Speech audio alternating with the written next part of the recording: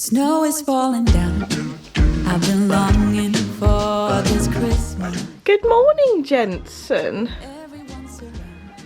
What have you found? No, don't eat it. Don't eat it.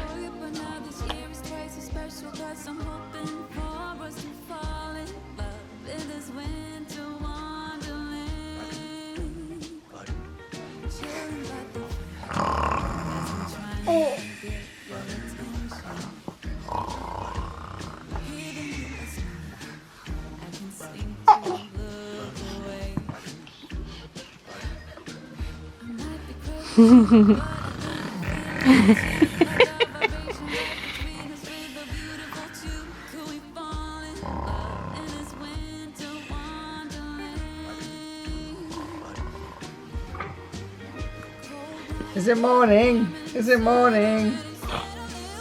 No.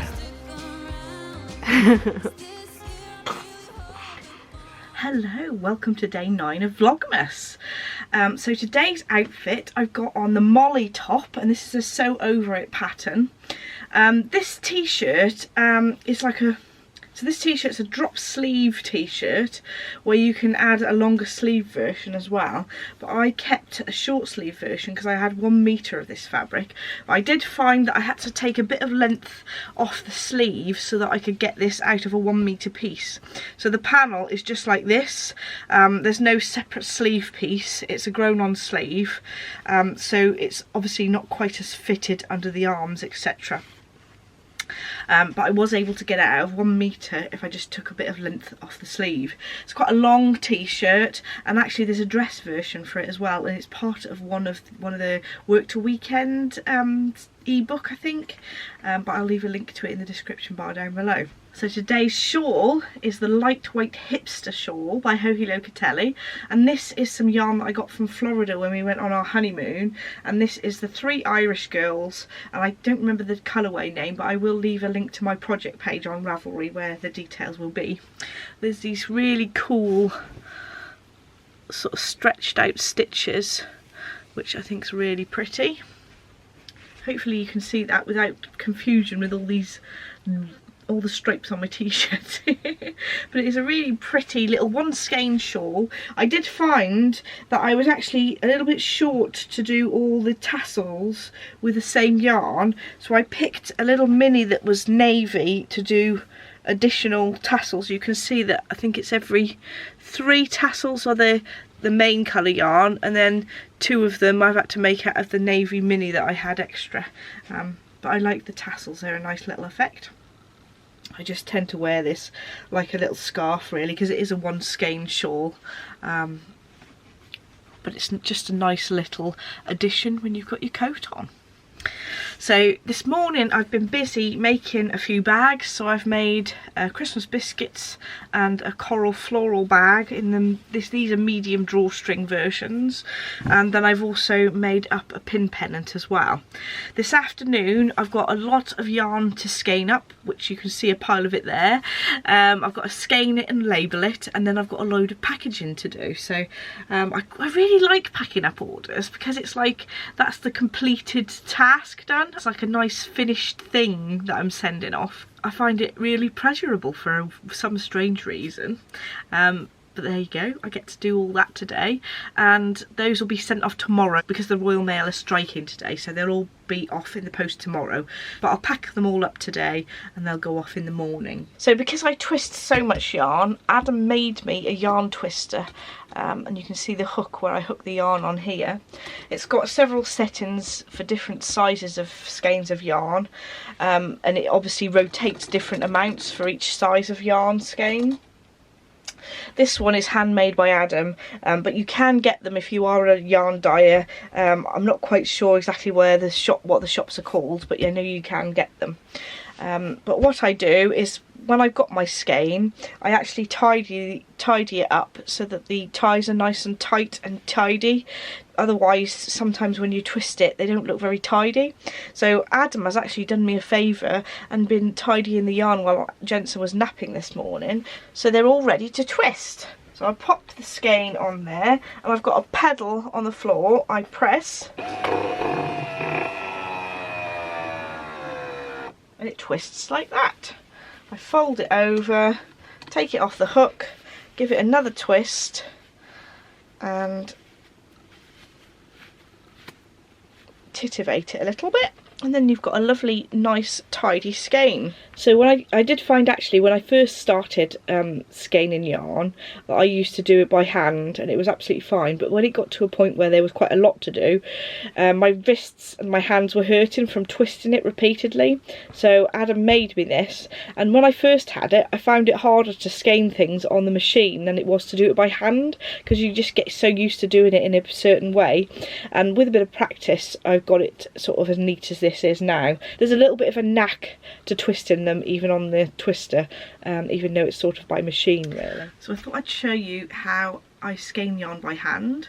Hold my fingers like this on one end, and then I use my middle finger in the other, and then I twist 9 times.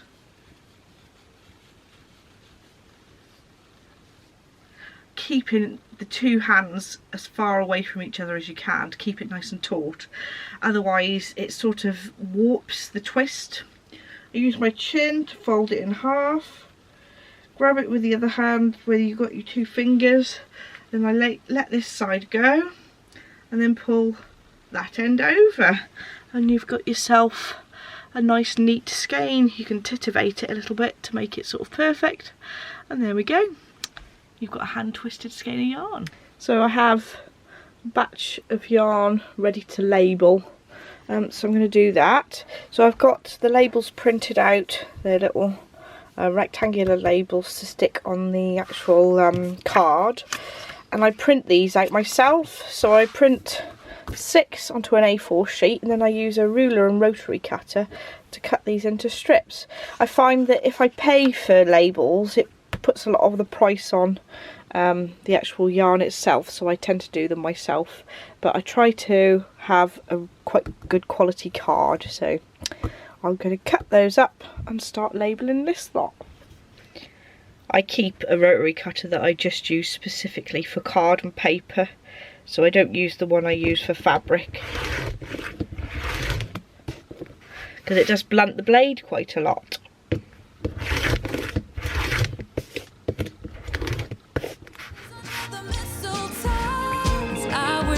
By all the stars shine much brighter.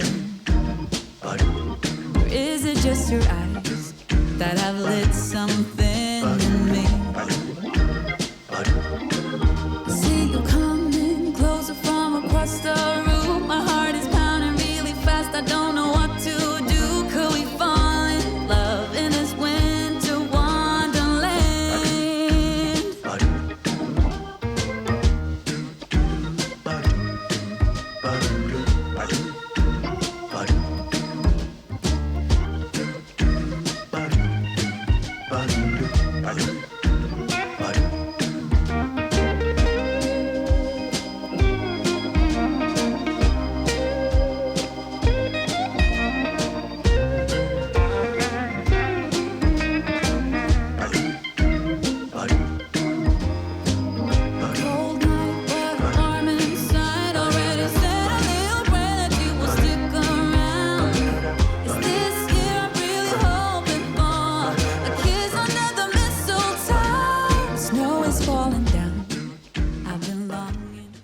So today's socks, I am wearing the Cha-Cha chevron sock pattern. This is it's a pattern by Sandra Paul, and I love this pattern. I've got a couple of pairs of this, and the yarn that these are in are from Little French Meadow, and it's called It's a Disaster, Darling.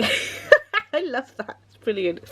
And Adam is wearing socks that show that you should not make socks out of MCN because they bobble like hell.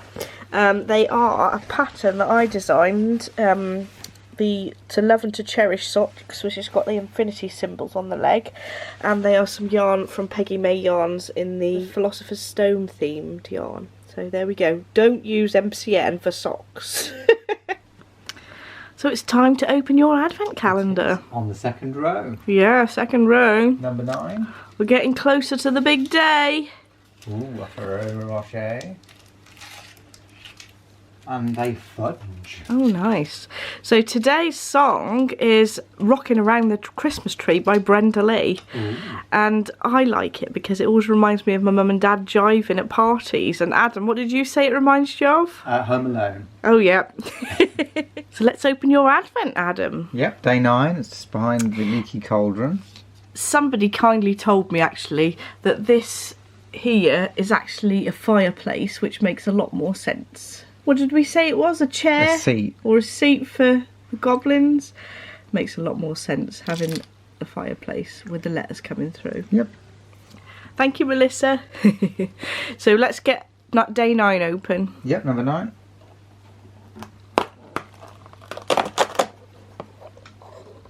Ooh, it's the wall.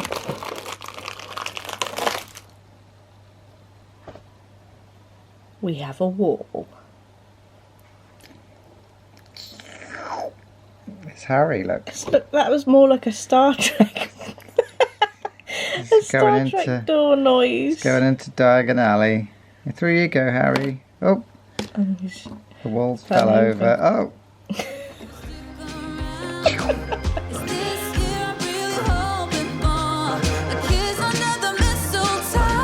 Snow is falling down. I've been longing for this Christmas when everyone's around to share this holiday.